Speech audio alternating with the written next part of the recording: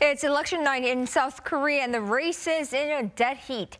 Vote counting is headed into the early morning hours as our coverage continues right here on Arirang.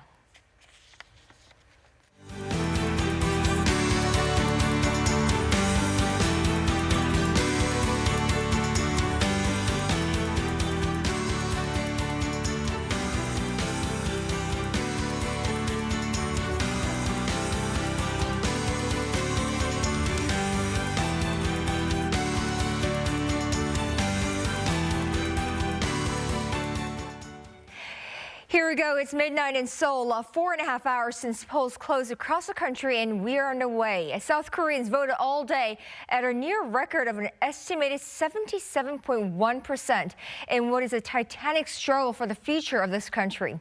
Welcome to our viewers here in South Korea and around the world. I'm Moon Gun-young in Arirang News Election Center in Seoul. Early exit polls show South Koreans are split right down the middle in making a monumental decision for this country about who will lead us through the next 5 years. Former provincial governor and a human rights lawyer, the liberal candidate Lee Jae-myung, or former top prosecutor and political newcomer, the conservative candidate Yoon. We're counting down to the first read of some significant results. Stay wide awake. We are in for a long night and morning. Now, polls closed over 4 hours ago, and busy at work now are those counting ballots at this hour. Our very own Ji-young is at a vote counting station in Seoul. Now, Ji-young, how far along are we with the ballot counting? I mean, did you see ballot boxes pouring in from nearby polling stations earlier this evening?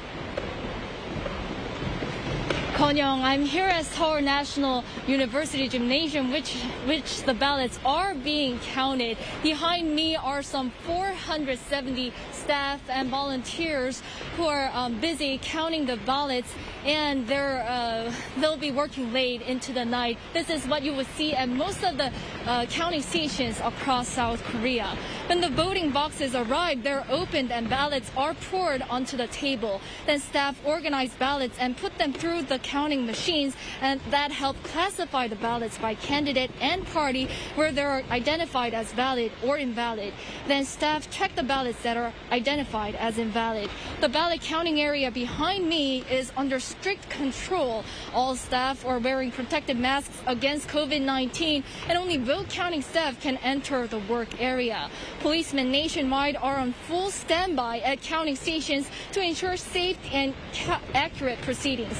In fact, the police deployed nearly 70,000 personnel to provide security for any possible situation on election day.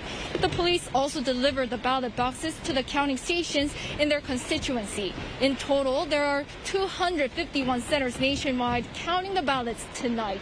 The National Election Commission says it'll do its utmost to manage the election throughout. The National Election Commission has been devoted in its preparations for the election so that voters can exercise their right of suffrage without any difficulties. We will do our best until the polling and counting ends. Well, we're going to have to rely even more on ballots counted this presidential election as exit polls fail to give a clear picture of the outcome. Now, when can we expect a more clear-cut result, or at least a good idea of which one of the two may be the winner? Kon-young, hopefully by 1 or 2 a.m. we should be able to have a better idea. Ruling Democratic Party candidate Lee Jae-myung and main opposition People Power Party candidate Yoon have been neck and neck throughout, but in a couple of hours we should be able to have a pretty good idea of who the next president of South Korea will be. Ballot numbers from this location are coming in, as are those from the rest of the country. We're still a couple of hours away from seeing all the ballots tallied up, but as of 11:20 p.m., roughly 20% of the votes have been counted. South Korea could be waking up to the results at about 6 a.m. on Thursday when the ballots counting comes to the end. But the National Election Commission is providing live updates online. In the previous presidential election, it took nearly 6 hours until the ballot count was completed. but it could take longer this time. That's because early voting in this year's election had the highest ever voter turnout at roughly 37%. For the early voting ballots, they're in envelopes which need to be opened before they can be counted, so it could take longer to count the votes. Also, the ballots cast by COVID-19 patients and those in quarantine are counted separately. So a little bit of patience is required as we go into tonight waiting for those official results. This is all I have for now, but I'll bring more updates in our later newscast. Back to you, Ganyang. All right, you're seeing South Korean democracy in the works, excruciating, very slow and manually being done. All right, thank you, Ji-young, for that. The 20th presidential election has finally wrapped up, or the voting process is wrapped up, and marking a voter turnout of 77.1%. That's 1 percentage point lower than the last presidential election turnout. It was the first presidential election during the pandemic and was one where people with COVID-19 were allowed to vote in the same polling stations and on the same day as other voters. One of our reporters was out at a polling station to witness the whole process. Kim Hyun-sung brings us the story. The 20th presidential election has drawn to a close. That means that there's no more campaigning and no more ballots to cast. Now it's just a waiting game for the people of South Korea and the presidential hopefuls. 14,464 polling stations opened for the final day of voting from 6 a.m. to 7:30 p.m. And one of them is here, the third polling station in Pyeongchang-dong in Seoul's Chongno-gu district. This district is right at the center of South Korean politics and has been a key battleground for many politicians. And Wednesday has been a monumental day in Chongno-gu political history as the district held 2 elections, the presidential election and a local by-election. I feel like the by-election has a more direct impact on me rather than the presidential election. I also feel close to the by-election candidate because it's someone who I've been following for a long time.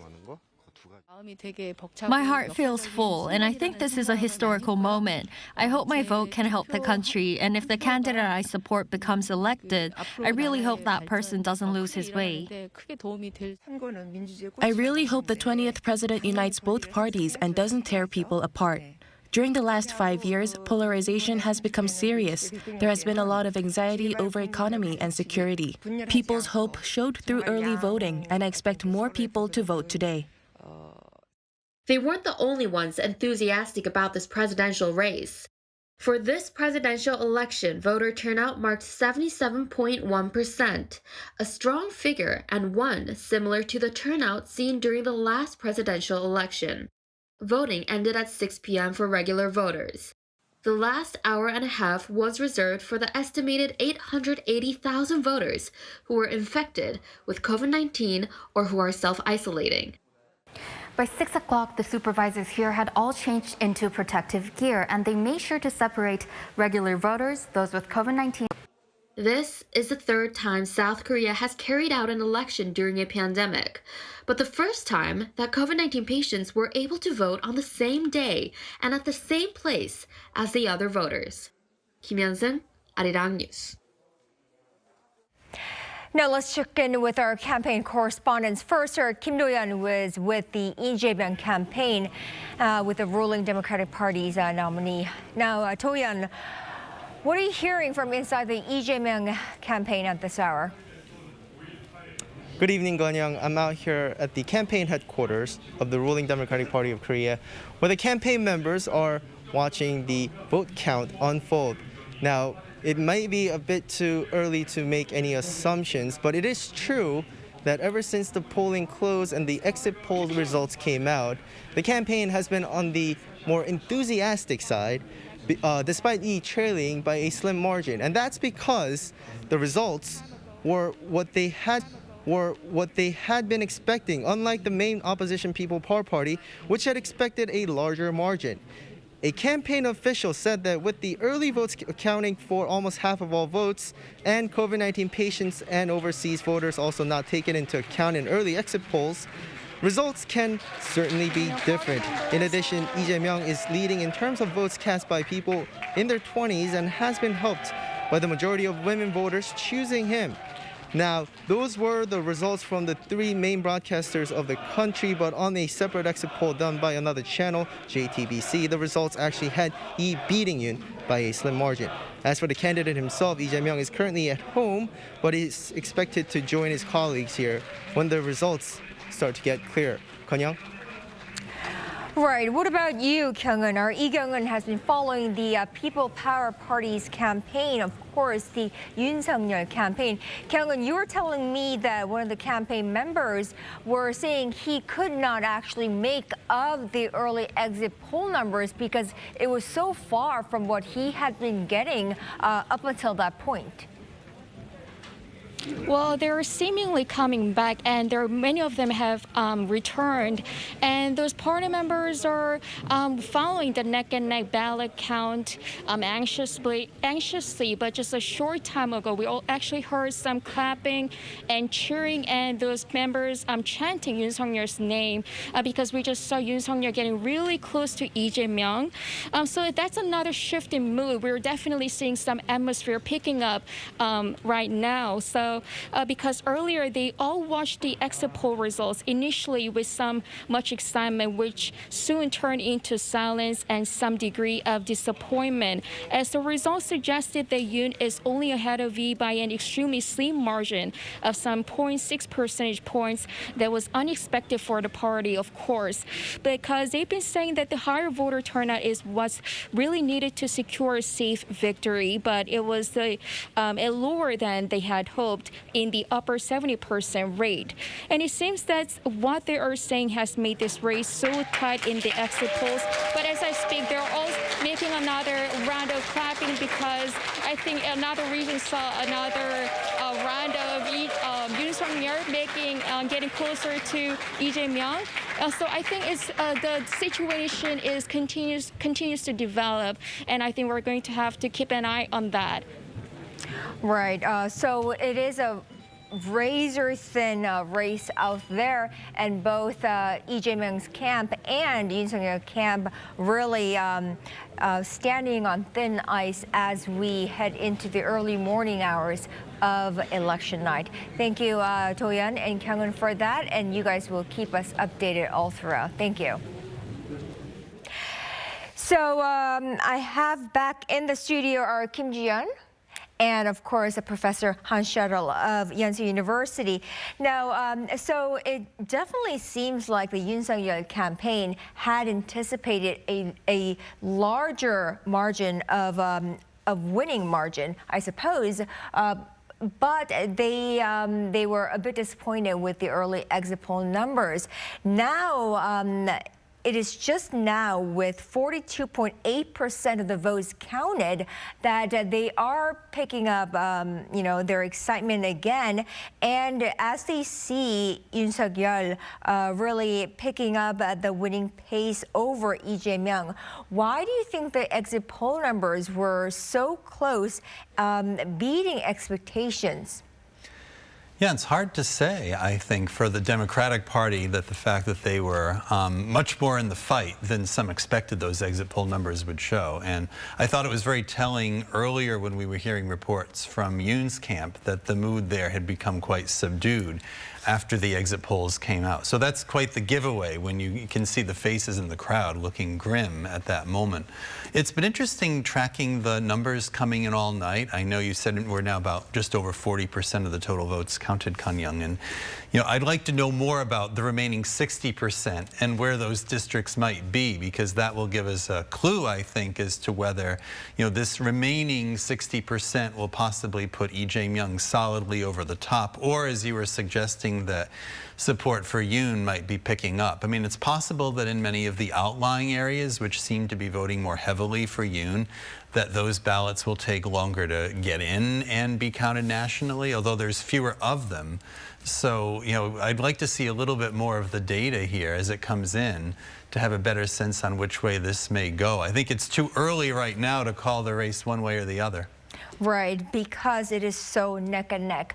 Now, before we delve any further here in the studio, let's go over to our Yoon Jung-min for the latest figures on voting results at our election wall. Now, Jung-min, walk us through the numbers. Absolutely, Kanyang. So first, take a look at exit poll results by South Korea's three main broadcasters, KBS, MBC, and SBS. The main opposition, People Power Party's Yoon Sung-yeol slightly leads the ruling Democratic Party's Lee Jae-myung by 0.6 percentage points. Too close to call. And we are seeing more election results coming in. So far, more than 25% of the vote is counted, and Lee Jae-myung has earned 49.8% here, and Yoon Sung-yeol has earned almost 47%. And we now go region by region. So first, capital Seoul. In this region, 49.9% for Lee Jae-myung and 46.6% for Yoon Sung-yeol. Next to Busan, South Korea's second largest city. Here, Yoon Sung-yeol is taking a clear lead with over 57%, followed by Lee Jae-myung with almost 39%. Next to Daegu. Yoon Sung-yeol is taking a clear lead here again with 75.8%, followed by Lee Jae-myung of 21.3%. Next to Incheon.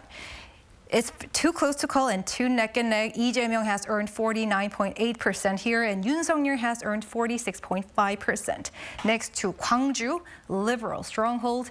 As expected, Lee Jae-myung is taking a clear lead with over 86%, followed by Yoon Sung-yeol of 11%. Next to Daejeon.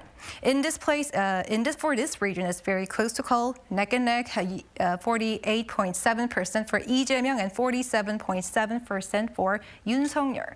Next to Ulsan, conservative stronghold, Yoon Sung-yeol is outperforming Lee Jae-myung by a margin of almost 54% to almost 42%.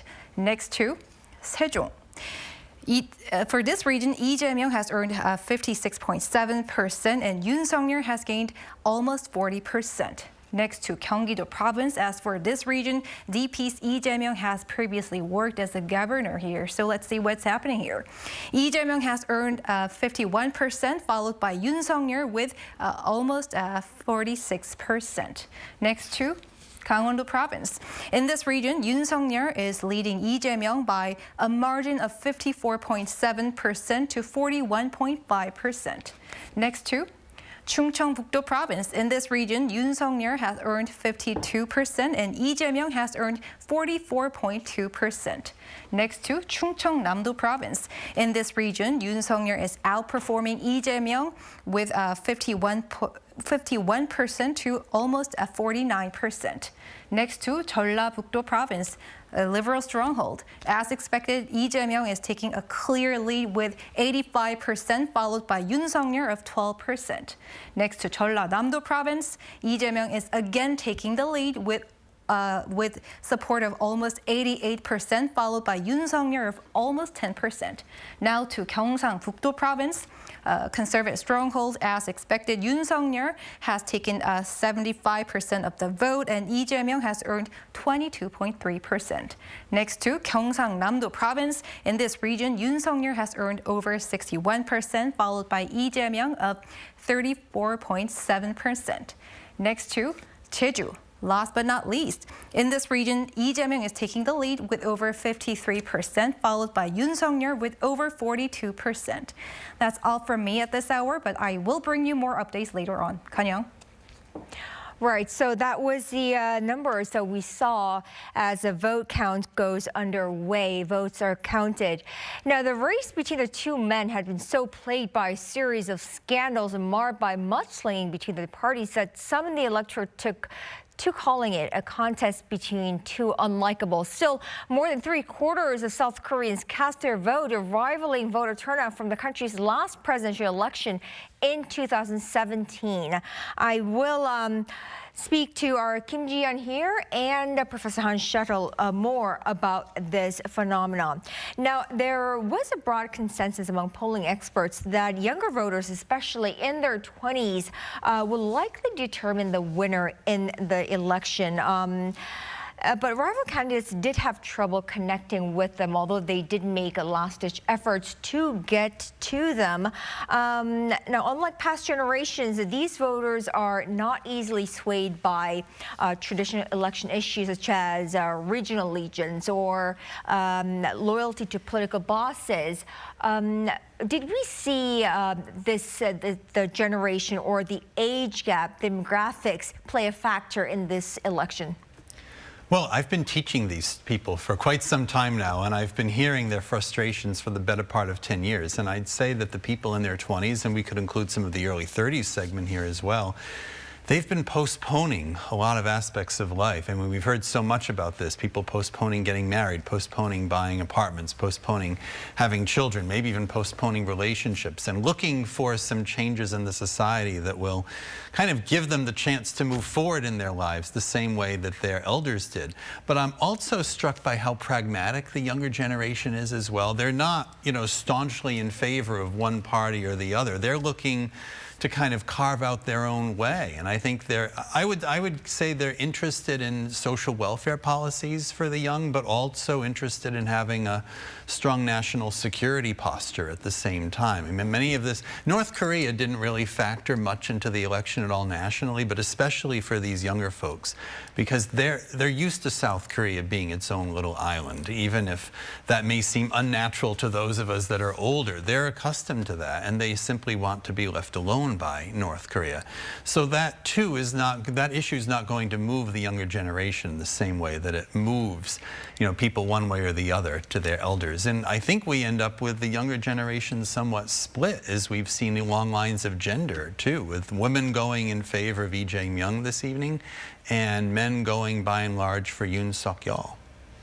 Right. Jian, you also spoke briefly about this phenomenon. What are you reading into this? Right. So one of the certain things that we can see about the exit polls we just showed in the screen right now is what Professor Schattle has mentioned, that the 20-something male have been predominantly voting for Yoon, while the 20-something female voters had predominantly voted for Lee. And we can infer from this that there was a gender issue playing here in this election, that rather than the issues that Professor Schattle had mentioned, like by region or security or diplomacy or economic issues aside, it's surprising that compared to the presidential election 5 years ago, gender have been a key factor here in these exit poll regions. And anti-feminists, you have to understand, had claimed that the country's bid to address gender inequality has tipped too far in the women's favor, while feminists, they say there's widespread sexual violence, entrenched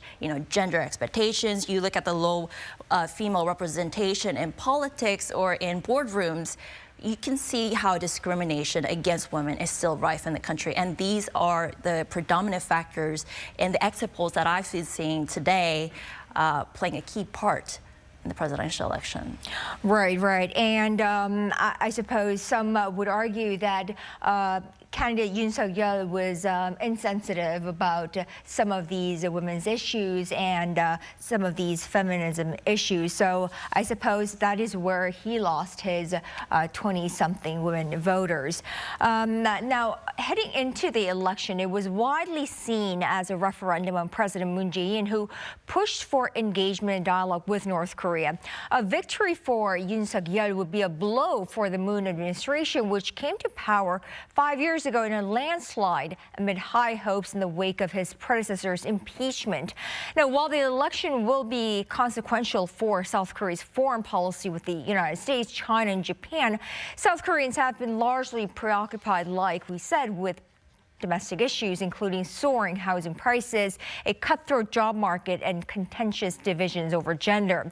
As policy differences between the two leading presidential candidates in North Korea could not be more clear, and foreign policy priorities also remain an area of disagreement between the two, the U.S. and Europe must also be closely watching the South Korean election. Let's get some perspective. Joining me from Washington is Scott Snyder, Director of U.S.-Korea Policy at Council on Foreign Relations. And from London is Ramon Pacheco Pardo, Professor of International Relations at King's College, London. Welcome both gentlemen on the show. Thank you. Thank you. Now, first of all, I'd like to ask you, Scott, how is Washington, the White House, watching the South Korean election unfold? Well, I think Washington is probably feeling fortunate that the United States is a lot more popular than either of the presidential candidates. And so what that has done is that it has made the relationship with the United States not a political issue in this election. Obviously, the Biden administration is paying close attention to the respective policy positions of both candidates. But I also believe that the Biden administration feels confident that it will be able to work with either candidate, especially following the Moon-Biden summit from last May, where we saw a progressive leader sign up to a pretty comprehensive security agenda with the Biden administration. And if Lee continues in Moon's footsteps, then one would expect continuation of that, whereas Yoon has been very vocal in his desire to strengthen alignment with the United States. Now, I want to address Ramon. Ramon, is that the same case with Europe? I mean, how is Europe watching the South Korean elections? I think that it is similar in the sense that, of course, relations between Korea and Europe have been strengthening in recent years. We saw President Moon attending, for example, the G7 summit and the Open Society's statement being signed that had a clear anti-China and anti-Russia message, even if they weren't mentioned by name. And of course, now Korea is one of the few countries in Asia that is contributing to the efforts of the European Union, NATO, to try to counter Russia's aggression in Ukraine. And also we have to say that the two candidates obviously haven't talked much about Europe. It's not a big issue compared to the US, compared to China, but their foreign policy teams have indicated that they see better relations with the EU, with NATO, and with key European countries, France and Germany, for example, as crucial to South Korean foreign policy in future years. And this has been very much welcomed by European leaders and also by European experts. Well, Ramon, neither candidate has any foreign policy experience, held a cabinet-level position, or been a member of parliament. Would that be an issue, or is that something unique or unusual for his counterparts in Europe? I think that European policymakers are really looking at the foreign policy teams of the two candidates, because as you mentioned, none of them has foreign policy experience or have been in the National Assembly. So we're paying close attention to who is advising the candidates on foreign policy matters. And we have to say that there are mainstream experts that are widely known by people in Europe who follow Korean issues and Asian affairs as well. So in a sense, there is a sense of relief that when it comes to foreign policy, whoever wins, probably or hopefully, they will be leaning heavily on very well-known experts that in Europe are very well-liked. Having said that, of course, the president can decide to follow any course when it comes to foreign policy, any course he wishes, any direction. So I think we'll have to wait until May, June, July, the first 3 months of the new president in office, to see whether he will continue more or less mainstream policies that the Korean presidents have been following for the past few years, or whether they will come up with any sort of surprise, which wouldn't be welcome, I think, in Europe. All right, Scott, how do you expect the election outcome to affect South Korea-U.S. alliance moving forward? I mean, do you expect any kind of change in one way or another? Well, the Biden administration has pretty much set its course as related to North Korea policy and as related to its policy toward the Indo-Pacific. And it has worked well, I think, with the Moon administration for its first year. And so I think that the expectation is that there will also be a continuation in terms of a cooperative approach. The Biden administration has really prioritized the revitalization of the U.S.-South Korea alliance and looks to South Korea as a partner. And I think that the South Korean public also expects the new president to be an effective international leader. And part of that is going to be engaging well with the United States. So even though the new leader is going to have a pretty steep learning curve and have to really learn his way around in terms of foreign policy, I think that the expectations on the part of the United States are that the new leader will look to the U.S. as an important partner and that there is a strong basis for continuing cooperation regardless of who wins. Right. From your perspective, I mean, with with the Russian invasion of Ukraine, especially, do you think an administrative change or a government change, whatever that may be, how do you think that will reshape South Korea's relations with Europe? Well, South Korea's relations with Europe are actually being reshaped as we speak, because I think this is the first time that you see a Korean government very openly supporting Europe in a matter of survival, really, for the continent, which is addressing Russia's aggression. If we compare with 2014, with the annexation of Crimea, there was a very limited response from Korea. There was condemnation, and that was it. But now we see Korea joining in the sanctions, for example, providing economic support to Ukraine. So in a sense, this has been welcomed by Europeans and has enhanced the position and the views of Korea as a partner for Europe, both the EU, NATO, and also, of course, some European countries as well. And what I think is the expectation here in Europe is that this will continue whoever wins the election, because at the end of the day, the threat that comes from Russia to Ukraine is similar to the threat that comes from other authoritarian regimes in other parts of the world, and of course, including China and North Korea in the Korean Peninsula and Northeast Asia more broadly. Now, Scott, what about Seoul, Washington, Tokyo trilateral security cooperation? Do you think this could get a boost under a new president here in Seoul? Well, it's a continuing theme for the Biden administration, and so there are expectations there for the new South Korean administration to work closely with Tokyo and Washington. I think that in this case, candidate Yoon has put forward a more positive vision of the bilateral relationship between South Korea and Japan.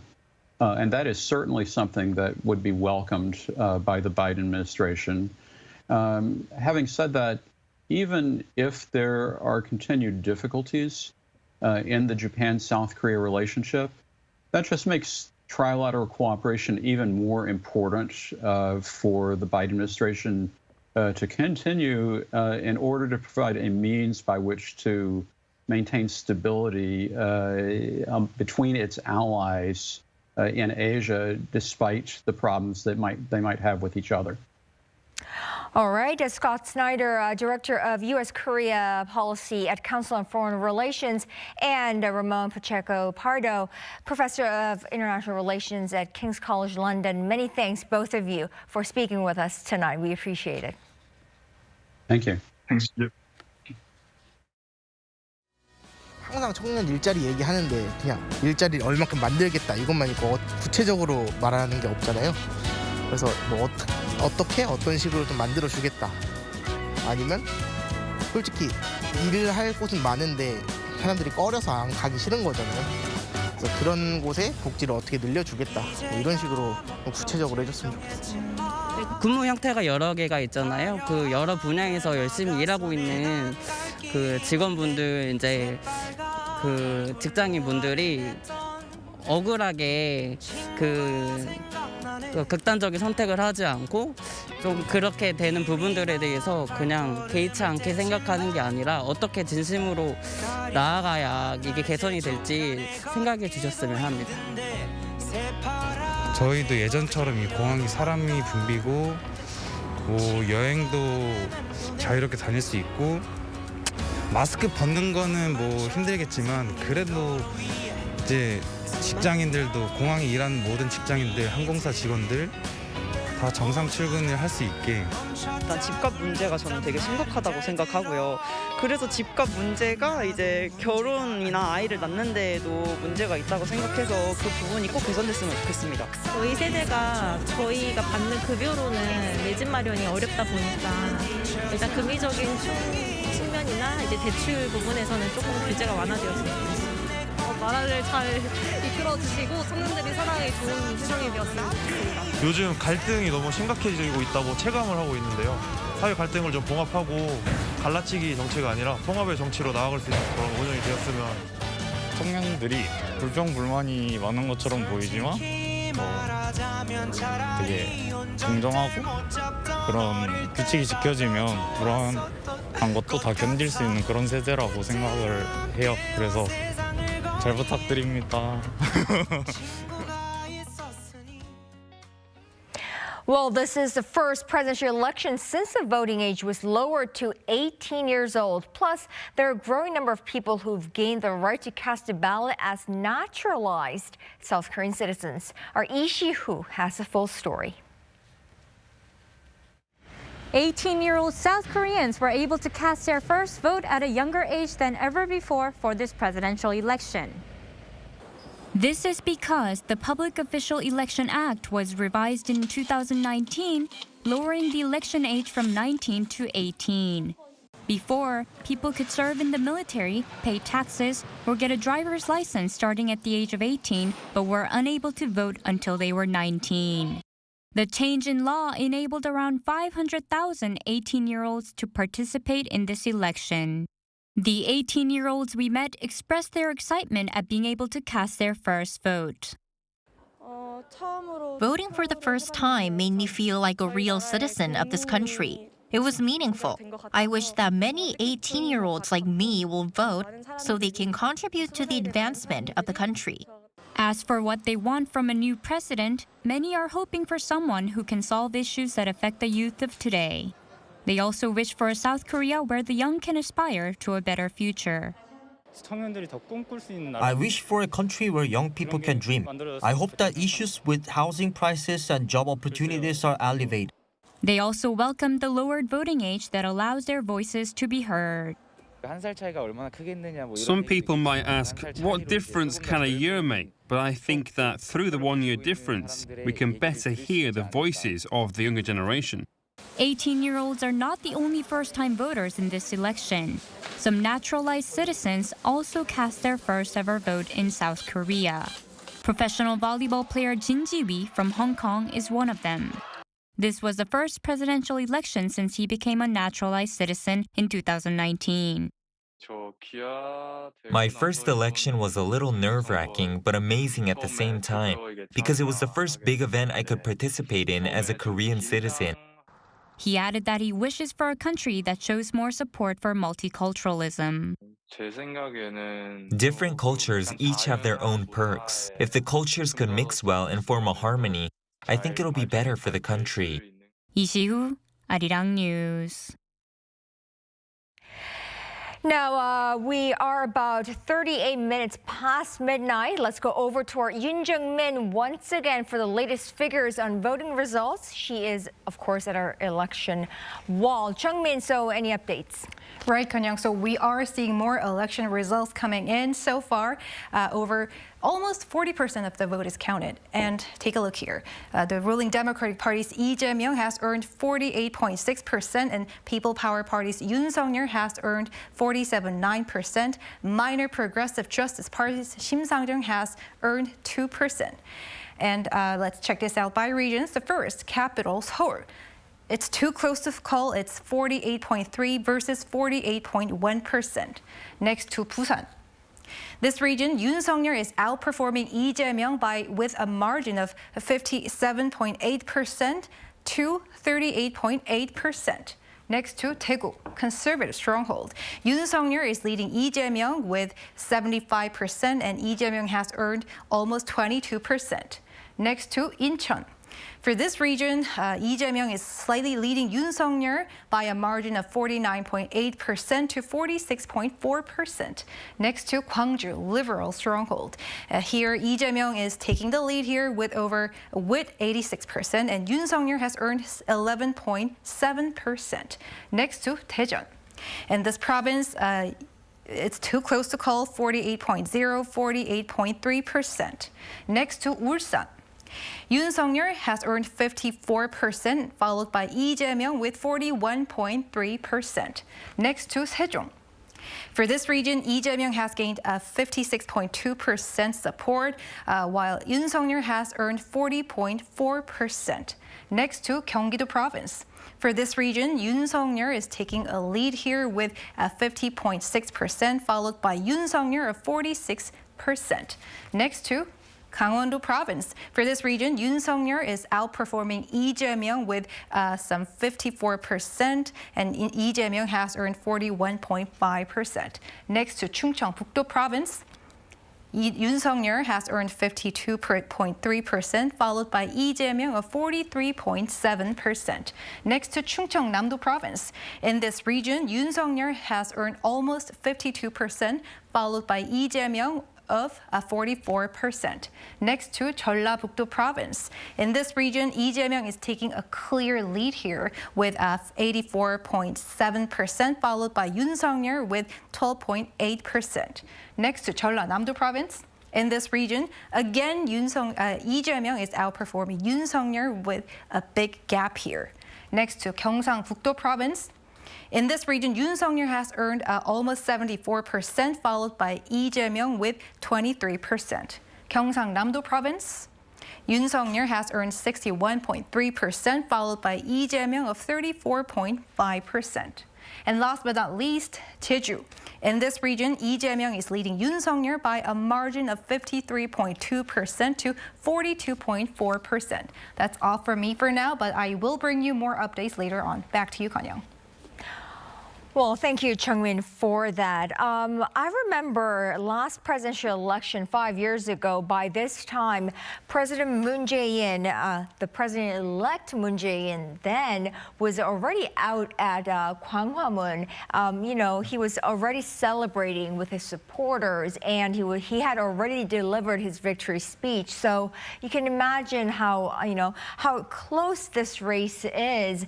5 years before that, I think we had already called out the winner. Park Geun-hye had already called her victory. So this is a really tight race. With 54.9% of the votes counted, we still have a neck-and-neck race between the two main candidates. 48.4% for Yoon Suk-yeol, 48.1% for Lee Jae-myung. So 0.3 of a percentage point difference that is way too close to call, really. So we have a population divided right down the middle. Yeah, it's a nail-biter, and I think maybe these outlying provinces are going to be very important. The central regions of the country, as we were just seeing in those numbers, if they continue to go very heavily for Yoon, that might spell well for the PPP. On the other hand, if Lee Jae-myung can do well in Gyeonggi-do, as he seems to be leading so far, and if he can pull up his numbers in Seoul a little bit, it's been very tight there. That, you know, we have half the country just in Seoul and Gyeonggi-do. That could also bring Lee Jae-myung further ahead as we go on. But you're right about the way the country's divided as well, Kwon-young. And I was looking at the numbers, the exit polling segmented by age and segmented by men and women. And we were talking earlier about how people in their 20s, the men went, almost 60% actually for Yoon, and the women went almost 60% for Lee. What's very interesting is you get to some of the older generations, people in their 40s tonight. If the exit polls are to be believed, they were the strongest segment for Lee Jae-myung. And if you think about that age group, they were young, they were kids in the 1980s. They were teenagers in the 1987 Democratic movement here. They watched the country democratize, and I think a lot of their trajectory in life prompted them one way or the other to go for the DP tonight, whereas the elders, as they so often do, they went for the more conservative side. And the people in their 20s, the men are going more for the people in their 60s, following their grandparents, it seems, toward Yoon in this election. Whereas people in their 20s, they followed people just a step ahead of them in their 40s with more democratic sensibilities going for the DP. So, we'll have a lot to, I think, sink our teeth into after this election, looking at more about the roots of this division, both by age and by gender. Right. So the older generation going for Yoon Suk-yeol, the more conservative. These are the people 60 and above. These are the people who have perhaps witnessed, experienced the Korean War, the more conservative ones. Those in their 50s and 40s, maybe they're the ones who have experienced the democratization of Korea. Those who perhaps, made Molotov cocktails and, really threw them and took part in the demonstrations of South Korea. And those in their 20s split by right down the gender line. Well, rather than the gender line, though, but what was surprising for me is, before the votes were counted, both the DPK and the PPP projected that the election would not be split by region this time. They cannot be so wrong, because when you look at the region, there was almost a 10 percentage points between Yoon Suk-yeol and Lee Jae-myung in Gangwon provinces, Chungcheong, Bukdo provinces, and the Chungcheong Namdo provinces, where 5 years ago, Moon Jae-in at this hour had a really strong lead. But now it's flipped over to Yoon Suk-yeol. So that tells a lot about regional votes this time. It's split. Right. We'll have to wait and see, because the race is so close and neck and neck. Well, at this time, let's check back in with our campaign correspondents in their respective campaign headquarters. First, of course, our very own Kim Do-yeon with the ruling Democratic Party's nominee Lee Jae-myung campaign. Now, Do-yeon, how is the atmosphere there? I mean, are we feeling anything different from a couple of hours or minutes ago? I mean, what are you hearing? What are you learning from inside the Lee Jae-myung campaign? Well, it's awfully quiet at the moment. I would like to mention that, like you said, Yoon Suk-yeol actually took the lead and has been growing his lead since we last spoke. So there were some more campaign members that actually arrived to watch the votes, but I've seen some of them walk out at the moment, and I don't want to jump the gun and say that they had walked out because of the lead that Yoon Suk-yeol took, but I would say that at the moment everyone's just watching closely, and because Gyeonggi-do province vote count is not full yet, we see that Bucheon, the city of Bucheon, has not even started counting, which was expected to be a stronghold for, of course, the former governor Lee Jae-myung. So we're still at the camp. Everyone is still waiting, and we'll see. Hopefully, we'll see more campaign members to come by, and we'll figure out more how the campaign is feeling. Right. Do we have any feeling about when we'll see when we'll have a rough idea of who the winner will be there at the Lee Jae-myung campaign headquarters? Well, everyone, the campaign officials that I've talked to have been saying that don't ask me anymore when he's coming, because he's coming when the results are going to be clear, and said so right now they're really holding their thoughts, and they're waiting because they believe this. They always knew this was going to be a tight race. Right. So they are really being prudent and patient, I suppose. Now let's head over to the other side of the aisle. Lee Kyung-eun is with, of course, the People Power Party's campaign, Yoon Suk-yeol campaign. Now, Kyung-eun, the atmosphere there, has it taken a twist or turn? How is the campaign feeling? How about the candidate himself, Yoon Suk-yeol? Well, Kanyang, the atmosphere is definitely picking up here. Just a short time ago, we heard multiple rounds of clapping, cheering, and chanting of Yoon Suk-yeol's names among the party officials because last time I checked, Yoon Suk-yeol was slightly ahead of V, reversing the race. So definitely we're seeing parties staying optimistic and seeing another shift in mood from when the exit polls came out earlier tonight, when the figure for Yoon was not as high as expected, although he was slightly ahead of E, but the party was expecting something higher than that. Now we know it's an extremely tight race and we may not be able to get a clear picture shortly, and things could continue to change in the following hours or minutes, but the party members will be staying here watching the election unfold together, forming the united front. And once again, when things will start to show some clearer picture, we will going to see candidate Yoon Suk-yeol himself visiting this place and maybe deliver some message to his party members and to his supporters. But I'm thinking that is not going to happen until 1 or 2 a.m. We're just going to have to keep an eye on the election unfold. Right, Kyung-eun. So when you say 1 a.m., that's about 10 minutes away. So can we expect the candidate to be there as early as 1 a.m.? Well, honestly, I don't exactly know how the election is unfolding at this moment because we saw the election changing rapidly. And the last time I saw was Yoon just making a tally with Lee Jae-myung after he was behind Lee Jae-myung. So we're just going to have to keep an eye on how things will change in the following hours. I'm thinking that about 60% of the votes are counted now. So I think we should be able to get a clear picture within an hour. And that's what I'm hoping. All right, well, good job. Great job. Great coverage, you guys. Hang in there. We'll check back in with you in about an hour or so. Our Kim Do-yeon at the Lee Jae-myung campaign headquarters, Lee Kyung-eun at the Yoon Suk-yeol campaign headquarters.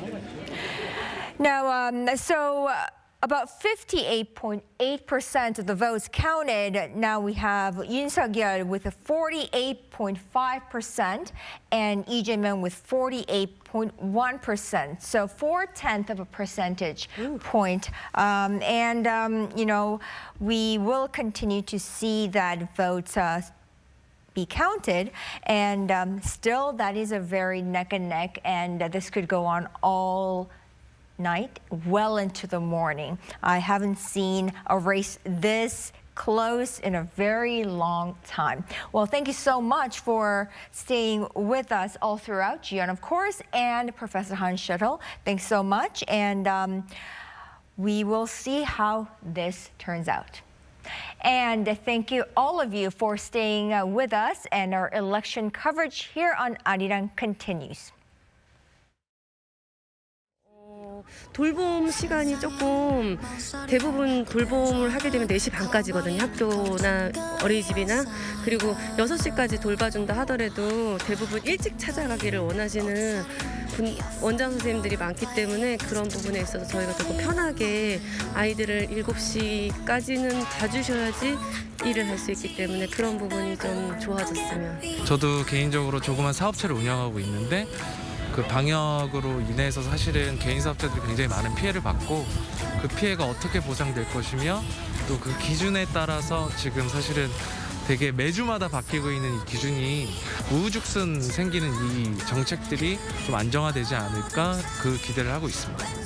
자영업자들에 대한 어떤 어려움들 이런 부분들이 조금 더 이렇게 좀 보완도 되고 혜택도 좀 많아지는 그런 부분이 됐으면 좋겠습니다.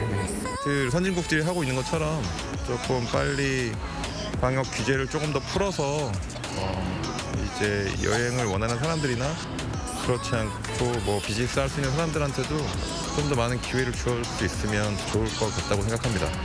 돌봄 시간이 부족하다 보니까는 이제 직장 업무에 좀 이렇게 지장을 받을 때가 많습니다. 돌봄 시간을 좀 더 많이 확대해 주셨으면 고맙겠습니다. 저 같은 경우에는 공학대학원에 지금 다니고 있기 때문에 과학기술의 발전에 조금 더 지원이 있었으면 좋겠다고 생각하고 있습니다. 아무래도 다시 저희 국민들이 여행을 많이 다닐 수 있게끔 다른 나라와의 관계도 좀 개선이 됐으면 좋겠고요. 국민 모두가 마음 편하게 그냥 예전에 그 일상으로 돌아갔으면 하는 게 제일 큰 바람이고요. 서민들도 평범하게 다 같이 마음 편하게 살 수 있는 나라를 만들어줬으면 좋겠습니다.